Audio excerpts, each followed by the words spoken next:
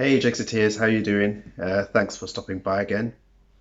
So today I want to talk about that dreaded subject, that dreaded yet unavoidable subject, sex and dating. So I feel like every XJW channel on YouTube has a video on this subject, and I'd be remiss if I avoided it because it is such a huge part of life. It's a huge part of leaving the religion. And it's also a huge part of being a witness because there are such strict rules governing sex, dating, and relationships. So coming out of the religion now, there is absolutely no way all of that is not going to affect you in your life going forward. So it is something that needs to be talked about. So that's what I'm going to talk about today. But before I do that, quick disclaimer. First of all, I am 100% not saying any kind of moral judgments in this video. Anything that I say is going to be about my own experience, my own personal values, no judgment whatsoever. I do have a moral code regarding these things, but it's one that I keep for myself. I don't use it to judge others by, and I certainly don't impose it on anybody else. I'm not trying to be governing body 2.0. Nobody needs that. Secondly of all, I am definitely not going to sing the salt and pepper song. All right, so you don't have to worry about that. Okay, so I want to start off by talking about a little bit of my experience. I was married as a virgin at age 21. Lost my virginity to my wife on my wedding night. We separated in January 2019 after just over 21 years of marriage. So at that point, I was facing a life of celibacy because, as a witness, the only grounds for divorce and remarriage is adultery, and that wasn't the case in our situation. So neither of us were free to divorce and remarry in the eyes of the religion. So I continued, being a witness even after we separated. I continued attending meetings for the next 4 months, at which point I was disfellowshipped and expelled from the congregation.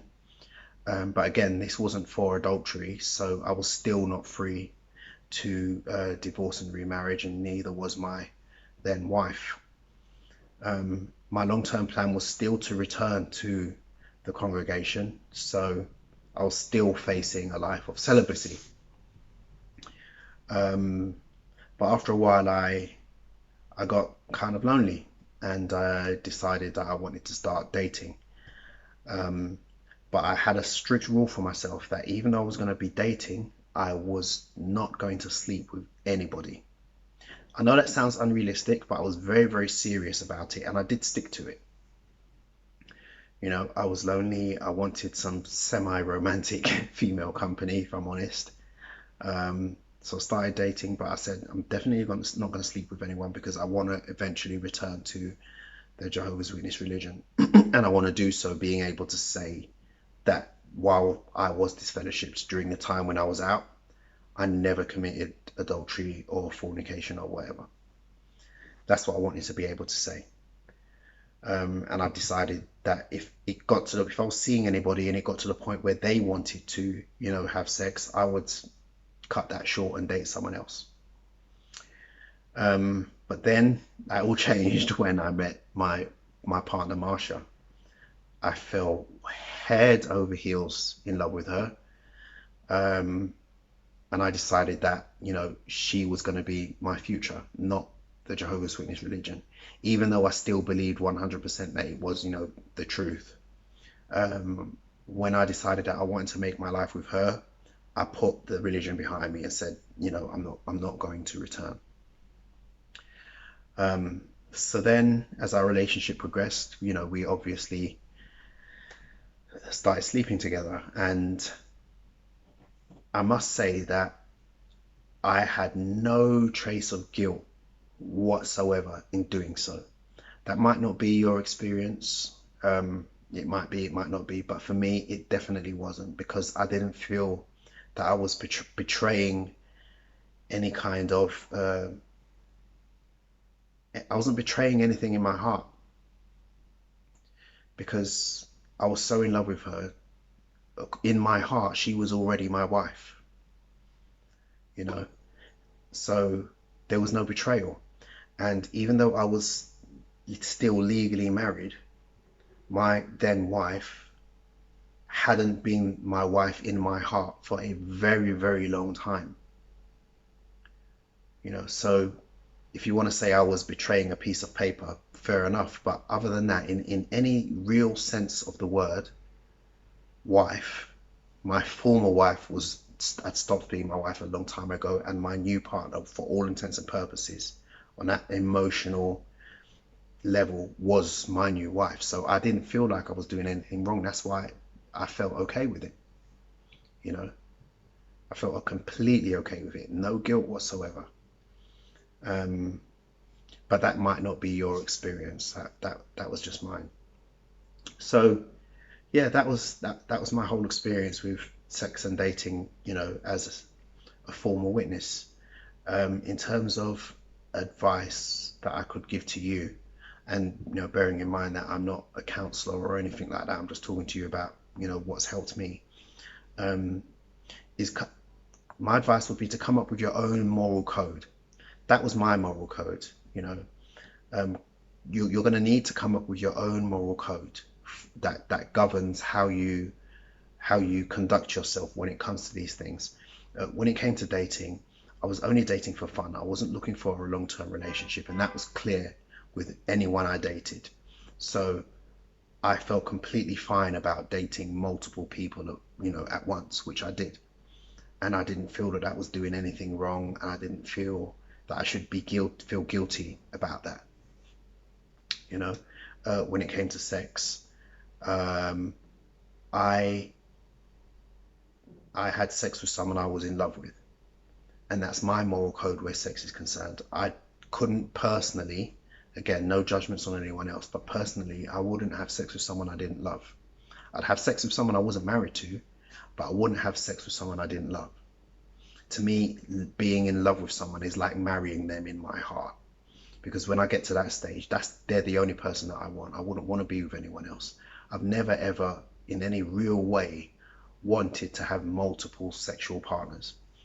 Of course, I fantasized about it. Most people do, but on that front, there's a clear, distinct difference in my mind between fantasy and reality, and I've never ever wanted that in real life, ever.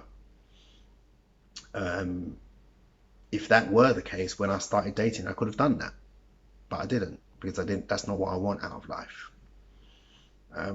But as I said, you'll have to come up with your own moral code that governs your behavior on those things. The second piece of advice I'd give you is, don't do anything that you're not comfortable with, but bear in mind that what you're comfortable with might change over time. So for me, I wasn't comfortable with sleeping with anybody, while I was still legally married. But that changed when I met my partner. So I had to come to a new normal, a new level of comfort, and that was only sleeping with someone I was in love with, which I did, and not having sex outside of the bounds of a loving relationship. That's where my comfort zone is, and I haven't gone beyond that, and I wouldn't want to go beyond that. And the thing is, leaving such a high control religious group as the Jehovah's Witnesses is hard enough in itself, without doing things yourself that's going to make you feel bad, if you get what I mean. You don't want to be looking for reasons to make yourself feel guilty. We have enough of that. A bonus tip I'd say would be to see a therapist, not necessarily specifically about sex, dating, and relationships, but the whole leaving a high control religion is going to have such a detrimental effect on your life going forward. You're going to have so many attitudes and dogmas and principles and mindsets that are just not going to work in the real world if you want to have a happy and fulfilling life. So there's a lot that's going to need to be unpacked around that. You know, you're going to have to work through a lot of things.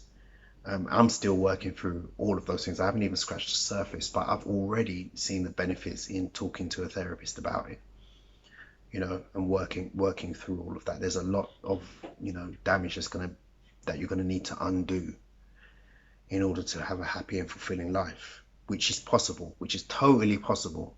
You know, all the extremes and the lies that you're told about, you know, getting STDs and, you know, ending up on drugs and, you know, basically you're the worst case scenario that you can possibly think of, that's presented to you as the normal, as if, you know, that's inevitable, that's definitely going to happen to you if you leave.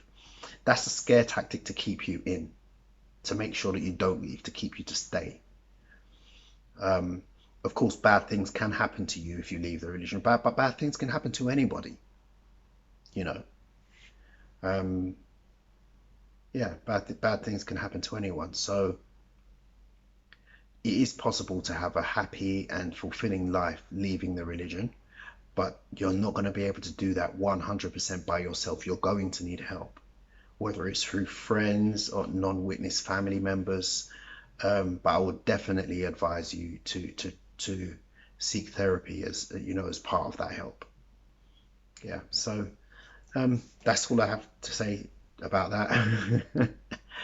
um, yeah, as I said, it is a very, very sensitive subject, especially for Jehovah's Witnesses. Um, but it's something that you have to address. You're going to have to address it in your life, as we all do, you know, leaving the religion. So I hope some of my experiences and some of my advice will help you. Please feel free to leave a comment below if you want to ask me anything. Or if you want to suggest a topic for my next video, please feel free to do that as well. Please like, subscribe, and share, and I'll see you in the next one. Thanks for watching.